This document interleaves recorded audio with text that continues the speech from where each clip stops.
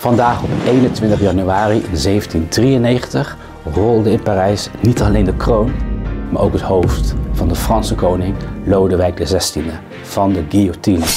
Lodewijks executie maakte van de Franse revolutie een hoofdzaak in Europa en zorgde voor een schokgolf door alle Europese koningshuizen. Maar stel je eens voor dat de Franse koning die dag wel zijn hoofd had gehouden. Hoe ziet het vandaag eruit in een alternatieve realiteit? Oké, laten we eerst teruggaan naar 1793. Op deze 21 januari verzamelen duizenden Parijzenaars zich op de Place de la Révolution. Het plein, ooit het decor van koninklijke optochten, wordt nu overschaduwd door de glans van de genadeloze guillotine. Vandaag ademt hier hun voormalige koning, Lodewijk XVI, zijn laatste adem uit. Iedereen voelt het. Dit is een dag die de geschiedenis in zal gaan. Dit moment mag je gewoon niet missen. Koning Lodewijk, nu gedegradeerd tot Louis Capet, zit in een groene koets, begeleid door een leger van 80.000 mannen. Geen gouden koets, maar een eenvoudige kar die eerder past bij een bal voor de gewone man. Best ironisch, toch? Zijn laatste momenten in de Le Temple gevangenis waren sober.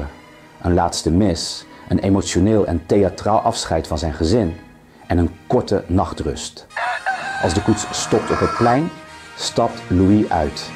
Hij weigert eerst zijn handen te laten vastbinden, maar geeft uiteindelijk toe, met zijn eigen zakdoek nog wel. Het publiek houdt zijn adem in, terwijl hij het schavot beklimt. Louis probeert nog een laatste toespraak te houden, maar een plotselinge roffel van de trommels overstemt zijn woorden. Wat hij precies zei, blijft een mysterie. Om 10:22 valt het mes. De executiebul houdt Louis' hoofd omhoog, terwijl het publiek juicht. Lang leven de Republiek. Sommigen dansen een uitzinnig vrolijke, maar misplaatste farandole. Toch juicht niet iedereen. Sommigen zien in dit bloedige spektakel het verval van de revolutie zelf. De guillotine onthoofde niet alleen Lodewijk, maar ook de Fransen van een 1300 jaar oude monarchie. Deze onthoofding is het hoogtepunt van een revolutie die in 1789 begon, toen het volk de Bastille bestormde en eiste dat de privileges van adel en kerk werden afgeschaft. Lodewijk, eerst een azelende hervormer, werd het symbool van alles wat fout was aan het oude systeem. Een lege schatkist, hongerige burgers en een koning die samenzweerde met buitenlandse vorsten tegen zijn eigen volk. Louis werd veroordeeld voor verraad. Hij probeerde het land te ontvluchten, maar werd in Avarennes erkend. Ironisch genoeg door zijn gezicht op een munt.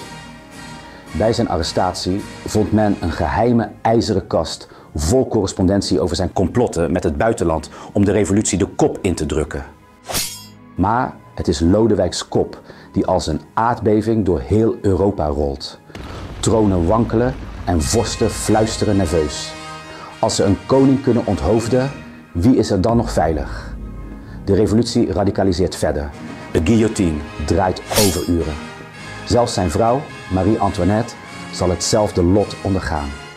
Deze dag verandert alles. Frankrijk is nooit meer hetzelfde.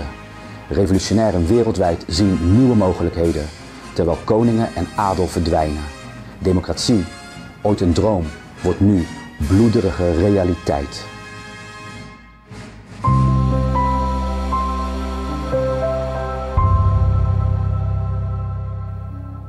Laten we nu naar vandaag in onze alternatieve wereld gaan. Op deze 21 januari ontsnapt Lodewijk succesvol naar het buitenland.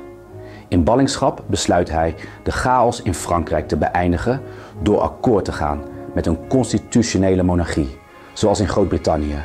Hij deelt de macht met een parlement en de radicale fase van de revolutie, de beruchte terreur van Maximilien Robespierre, blijft uit. De revolutionaire idealen worden getemd en de wereld ziet een heel ander Frankrijk. Napoleon? Die komt nooit aan de macht. Geen Napoleontische oorlogen, geen hertekening van de Europese kaart en geen snelle eenwording van Duitsland en Italië. Europa blijft langer vastzitten in tradities en koningen en adel. Het Heilige Roomse Rijk blijft een losse verzameling van staten, met machtige spelers als Pruisen en Oostenrijk. Italië blijft versnipperd in stadstaten en koninkrijkjes. En Parijs? In deze wereld geen vurige revoluties die de wereld opschudden, maar gematigde hervormingen die elders worden nagevolgd. Frankrijk blijft relatief stabiel en houdt daardoor een groot deel van zijn koloniale rijk intact. Dit maakt het Verenigd Koninkrijk nerveus, want een sterk Frankrijk vormt nu wel degelijk een serieuze uitdaging op zee. Zonder een radicaal Frankrijk is deze wereld conservatiever. Monarchieën in Europa overleven langer en dat heeft invloed op de nieuwe wereld. Brazilië en Mexico houden hun koning en de Haitiaanse revolutie wordt veel later pas werkelijkheid. De Verenigde Staten staan als eenzame democratie in een wereld vol traditie. De overgang naar vrijheid en democratie verloopt hier veel langzamer. Ja, er is minder bloedvergieten en meer stabiliteit, maar het duurt eeuwen voordat landen buiten de VS moderniteit kennen. In plaats van een golf aan revoluties staat in deze wereld maar één vraag centraal. Willen we stabiliteit of vrijheid?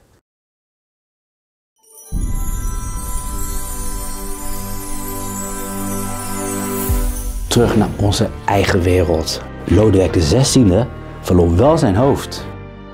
Europa kreeg een nieuwe geschiedenis, waardoor wij vandaag kunnen discussiëren of Lodewijk onthoofding nodig was. Dus, wat vind jij? Was het hoofd van Lodewijk dit offer waard?